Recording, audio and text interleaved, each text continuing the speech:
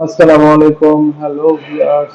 আজকে আমরা দেখবো অটোক্যাডে কিভাবে একটি অবজেক্ট আর একটা অবজেক্ট সহজে অ্যালাইন করা যায়।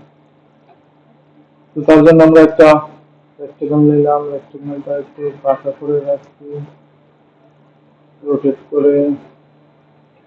এখন জানি না এটা কত ডিগ্রি আছে, কিন্তু আমরা এই হরিজন্টাল লাইনটার সাথে এবং ভার্টিক্যাল লাইনটার সাথে অ্যালাইন করতে চাই। প্রথমে আমরা দেখুন ভার্টিক্যাল লাইনটার সাথে অ্যালাইন কমান্ডটা এন্টার সাবজেক্টের অন্তর খুব দ্রুত তার সহিত এলেন হয়ে গেল। মাশাআল্লাহ। আবার যদি আমরা আনডু করি, এন্টার সিলেক্ট হচ্ছে এইটা, এখানে দিলাম এইটা,